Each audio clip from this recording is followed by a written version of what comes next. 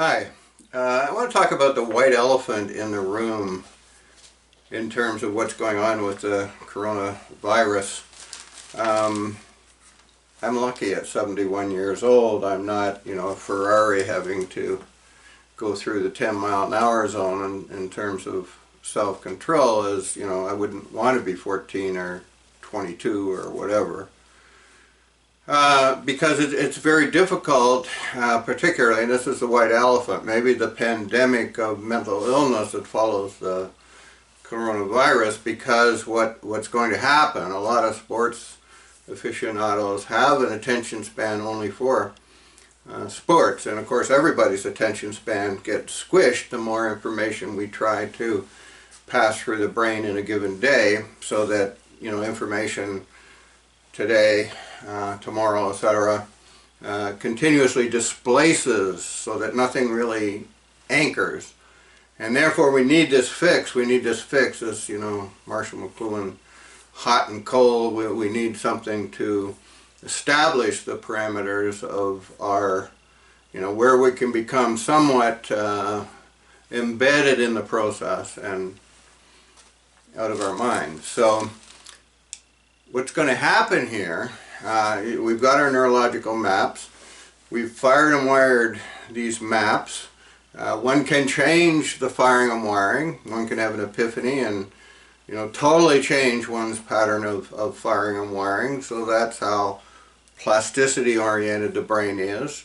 So there's neuroplasticity and there's neurogenesis accessing brand new neurons beyond the 100 billion neuron universe. So depending on where your neural map is, particularly the frontal cortex in experiments with adults and children watching sad movies and then neutral movies and then suppressing their emotional response, and how they could do that in a very sort of calculated way, and as a way of proving that we can adjust our emotions. But for me, it shows that, and there's a lot more frontal cortex activity in these youngsters than there was in the adults making the choice, because this frontal cortex is establishing your parallax, your parameters, your bracketing, and your attention span in terms of, the conceptual universe boils down to this,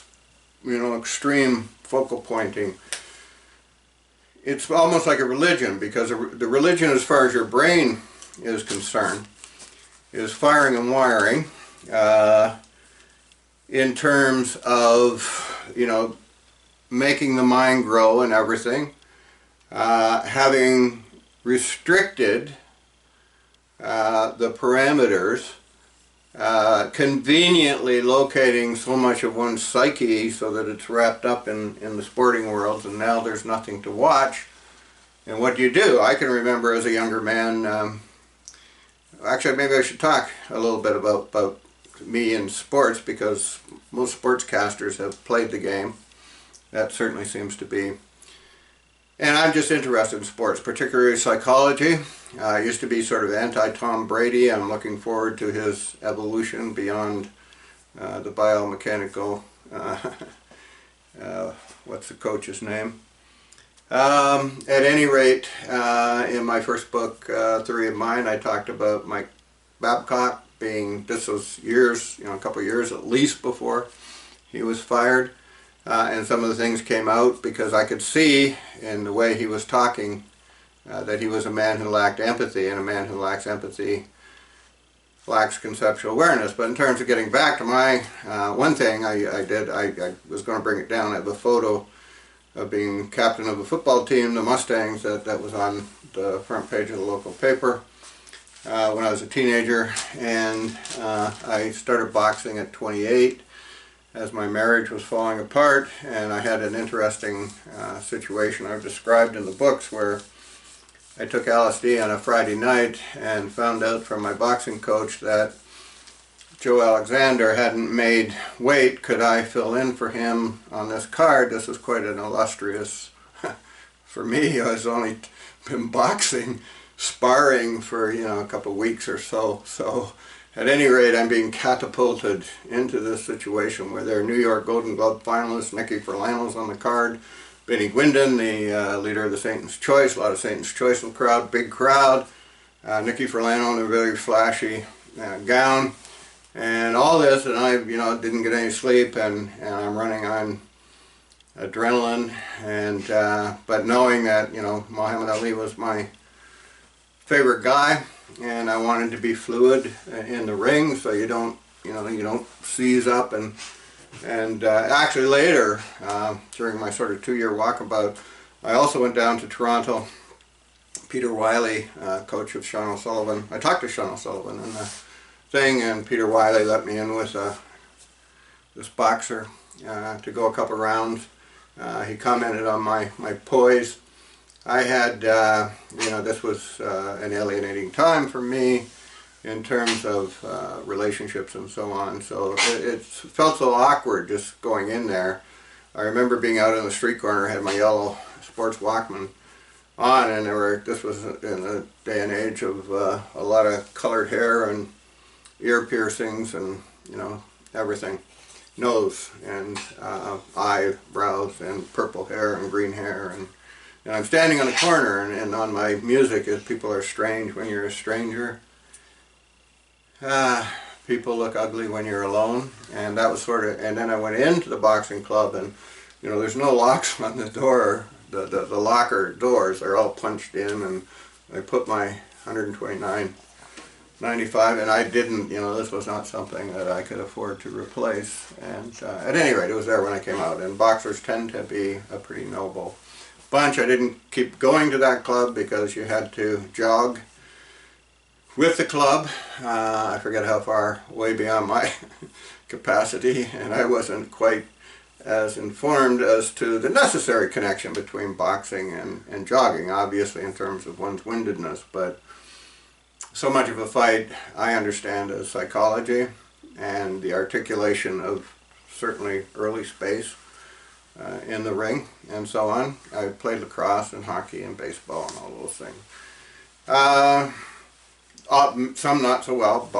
Baseball, I got a stint as a shortstop on a pretty good team, and I was too nervous in that role, and so baseball sort of shunned me. So when I was at University of Toronto, when Blue Jays were announced as, or at least Toronto was announced as getting a baseball franchise, I was interviewed, and it appeared on national television, me saying that baseball was dead because baseball is not. I mean, I used to watch Mickey Mantle, Roger Maris, and Tony Zubak. I did the whole, here's the diamonds, the triples, the singles, the outs, and was impassioned pretty much by any sport, and certainly later on by tennis.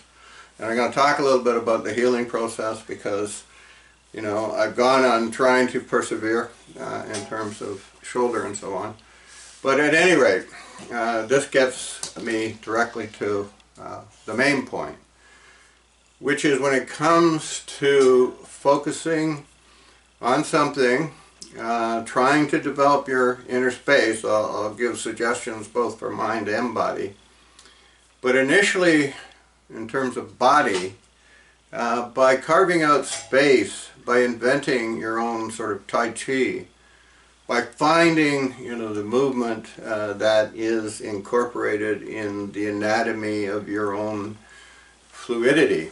I'm 5 weeks after a hernia operation, and that had become painful, so I'm blessed that operation happened before the coronavirus shutdown of hospitals.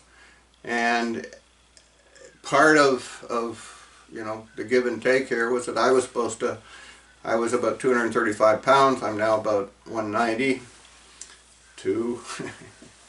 And that was sort of dictated by getting this. If I was going to the Schuldeis Center, I had to fall within these parameters, these weight brackets. They prided themselves in having a pretty good surgery rate. I didn't end up going there, but the tap in the shoulder, so I get a hernia, bad thing, I lose the weight, I become more conscious of my own brain plasticity and its involvement with my own body awareness in terms of like Alexander technique, in terms of, let's say, movement, self-healing. Mir Schneider, when I was down and out, I was headed for surgery in 2011. I had surgery in 1992, and now, the L4-5 was that surgery, a couple of things done by Dr. Fazal, neurosurgeon at Sunnybrook. And getting in queue with this guy is difficult, and certainly that's where I wanted to be, because he had performed surgery and I was great after it. Now the same thing, the MRI and the CAT scan said that I had the same issue, only further up the spine in terms of the vertebrae. And so he would operate. But a week before that I dropped out because I was getting these mixed intuitive sort of messages. I was older, all surgery's invasive, he's older, etc., etc.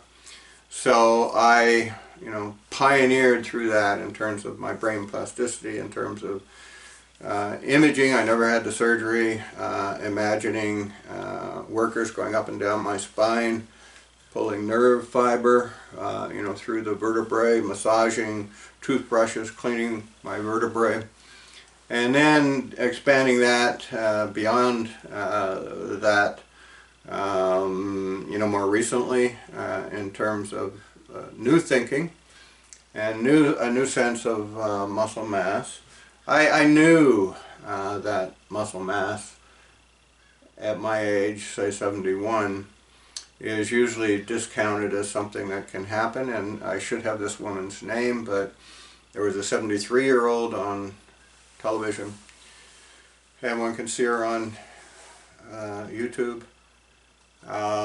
She was 200 pounds, she had a heart condition, I think her husband left her or something. She totally transformed.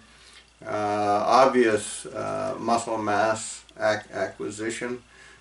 She lost, I think, 60 pounds, and yeah, she is a fit woman and an inspiration, because the weights that she's lifting and, the reality of her muscle mass on a 73-year-old body, a female body, that is remarkable.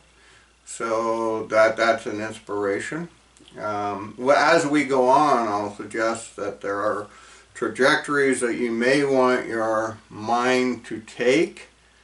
If this, if it turns out that this energy locked in at home for teenagers and youngsters,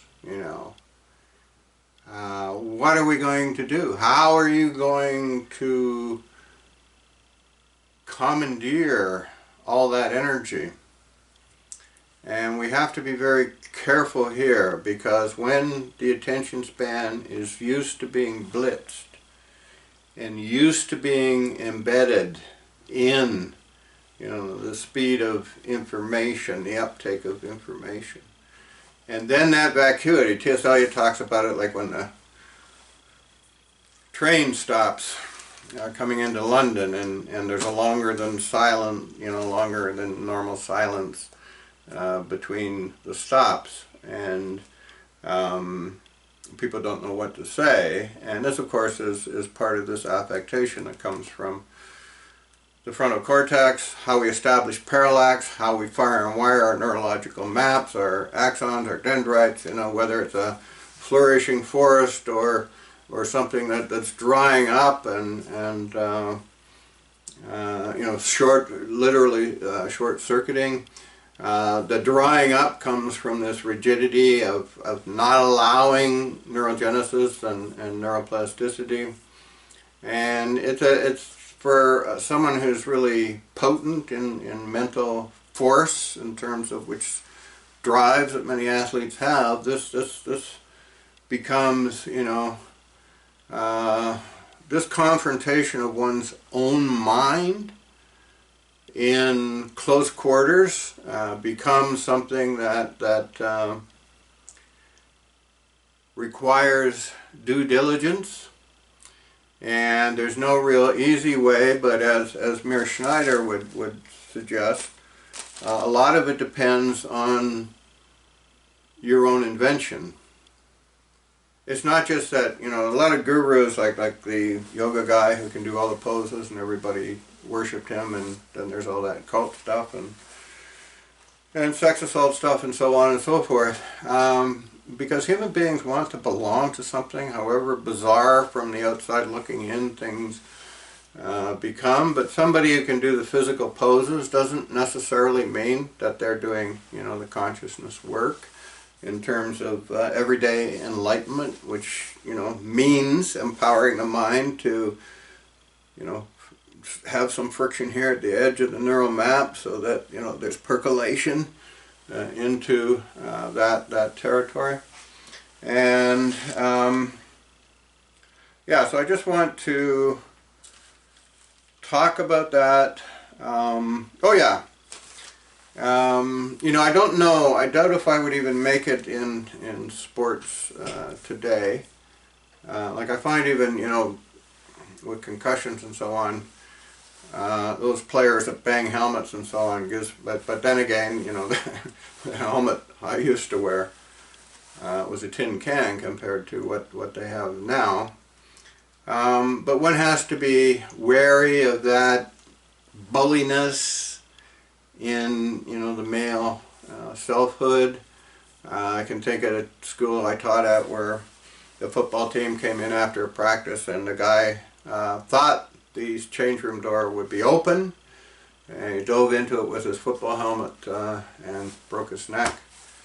And the notion that one, you know, to prove oneself a male, one often has to keep a very tight leash on emotions, and intimacy becomes an issue then because it can be fraught with uncertainty. You think of that incident at Duke University where the guys were marching through the female dorm, I believe it was, something pretty close to that.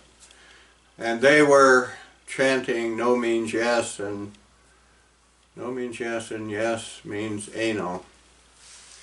And the Harvey Weinstein, Charlie Rose, Bill Cosby, the empowerment model of the male mind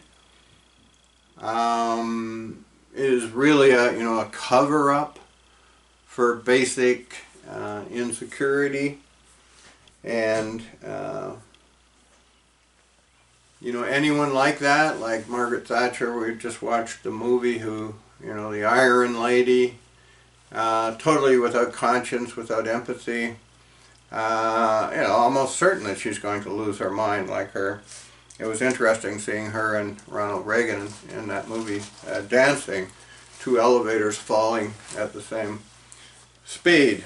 Okay, is there anything else I should... Oh yeah, I remember when I was translating from my athletic self into my couch potato self, I was writing some articles for a local paper, and one of them was about electronic catharsis, how I felt myself, instead of playing the sports, going out and playing football or lacrosse or whatever, I would watch sports on television and eat potato chips and drink pop or whatever.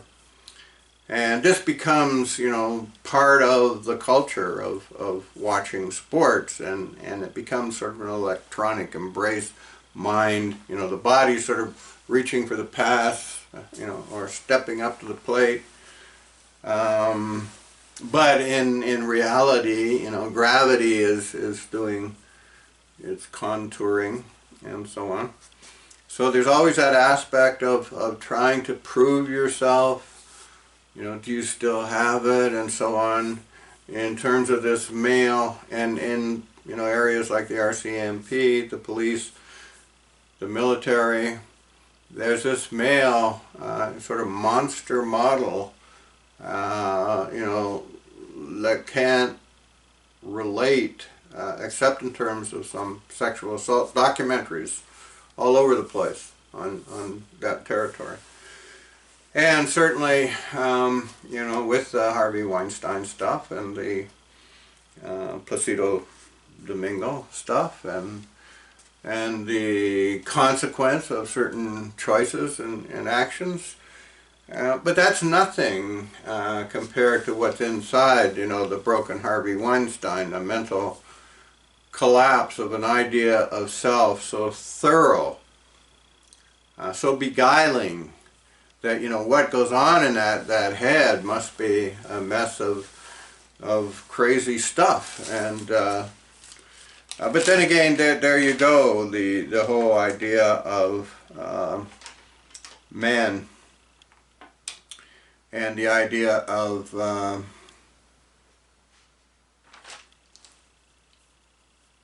you know, injury, and, you know, going back out there, and Joe Quarry, the Great White Hope, you know, ending up in a nursing home in, what, his 30s and wearing diapers because of brain damage. Muhammad Ali, you know, the fastest mouth in the West, becomes, you know, slowed by his brain damage.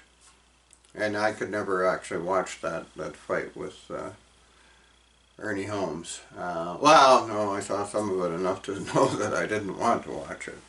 At any rate, you know, somebody like Muhammad Ali transcends sport into the realm of ideas, into the realm of beliefs, and the whole idea of having a more enriched life. The study with the nuns, particularly in Montreal, that is a study that's gone on over decades, and it turns out that the nuns who write in their daily journal with more amplitude, more description, more identification with feelings and so on, are the ones who don't get Alzheimer's, the ones who deal with their lives matter-of-factly. You know, two of my brothers died. We moved 3 times when I was in 3rd grade.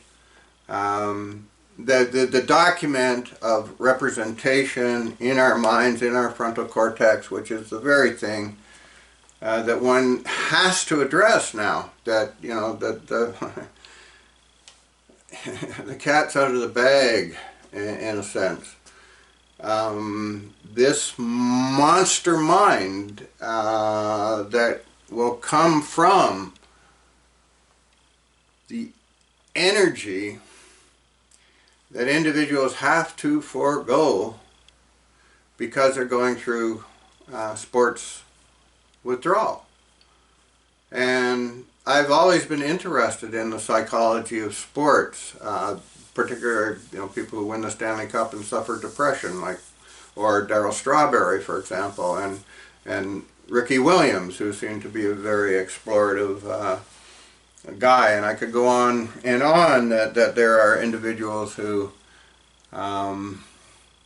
capture an imagination beyond the sport. Alex Ovechkin, an example, that how immediately, if there's a game that he can play for Russia in, whether the NHL has sanctioned his going or whether his team has sanctioned his going, you know, he's adamantly on board, and he doesn't wait for, you know, somebody to tell him what to do. And that's part of his dynamic and his psychology. I'm mostly into, I guess, tennis. Roger Federer, and you know, people that we watch, like all of a sudden I'm having a blank, because the tennis, you know, Indian Wells didn't happen. So I guess the last thing was Australia, and yeah, Djokovic and Nadal and the usual suspects and so on and so forth. Each presents a very unique psychology, a very unique psychiatry. Like boxers, of course, one's confidence, I think, or in UFC, which I think is a deplorable sport in terms of how many people are going to reap, you know, the fruits of tomorrow, you know, in complete physical disarray, But in jumping into the boxing ring, one runs the risk of getting brain damage. So I don't think anybody's going to stop it soon. But to me, it's getting back to some of the barbaric things that went on in the Colosseum, where people were fed to the lions and so on and so forth. And this whole role of spectacle and sport, and who stands behind what ideation in terms of sports. And I'm making this too long for the first session, so I'm going to stop it.